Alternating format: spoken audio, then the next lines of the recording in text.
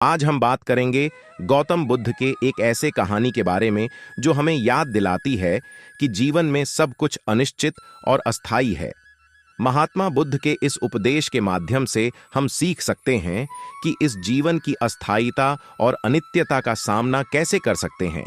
अगर आप अपने इस जीवन को सुख और खुशी से बिताना चाहते हैं तो इस कहानी को पूरा सुने। एक बार की बात है, महात्मा बुद्ध जी अपने कुछ शिष्यों के साथ नगर भ्रमण पर निकले हुए थे। चलते चलते शिष्य बहुत ज्यादा थक गए। तभी कुछ शिष्यों ने महात्मा जी से कहा कि गुरुदेव, अगर आपकी आज्ञा हो तो क्या आज रात यही विश्राम कर लें। तभी महात्मा जी बोले कि कोई उचित स्थान दिखते ही हम वहीं विश्राम करेंगे। तभी चलते चलते उन्हें एक महल दिखाई दिया। वह सभी उस महल की तरफ बढ़ने लगे और महल के मुख्य द्वार पर जा पहुंचे और फिर द्वारपालों से जाकर कहा, हम महल में प्रवेश कर सकते हैं। तभी द्वारपालों ने उनकी वेशभूषा देखकर उन्हें और उनके शिष्यों को अंदर जाने दिया और वे राजा के दरबार में जा पहुंचे। तभी राजा ने बड्डी विनम्रता से कहा कि मान्यवर, हम आपकी क्या सेवा कर सकते हैं।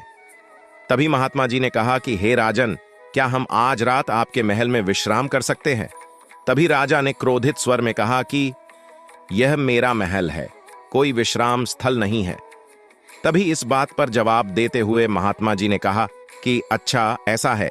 तभी महात्मा जी ने सवाल पूछते हुए राजा से पूछा कि हे राजन, क्या आप बता सकते हैं कि आपसे पहले यह महल किसका था।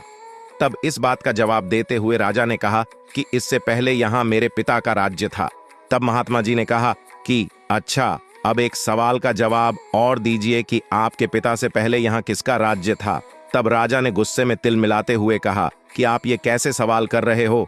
मेरे पिता से पहले यहां मेरे पिता के पिता अर्थात मेरे दादाजी का राज्य था। तो राजन, एक बात बताइए कि जब आपके पिता और दादाजी यहां से गए तो यह महल क्या अपने साथ ले गए।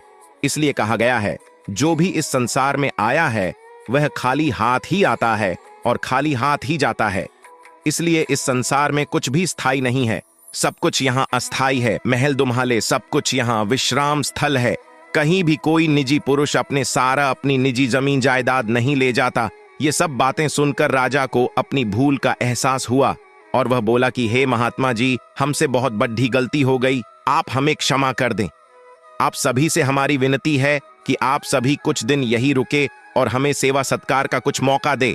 तभी महात्मा जी बोले कि हे राजन, हमें केवल आज रात ही यहाँ आश्रय चाहिए और फिर सुबह होते ही हमें निकलना होगा, क्योंकि दूसरे नगर में हमारा प्रवचन है। तभी राजा ने अपने सैनिकों को आदेश दिया कि महात्मा जी को आदर सत्कार के साथ महल में ले जाया जाए और उनके जलपान की व्यवस्था भी की जाए। तब बड्डे आदर से महात्मा जी को महल में रुकाया गया।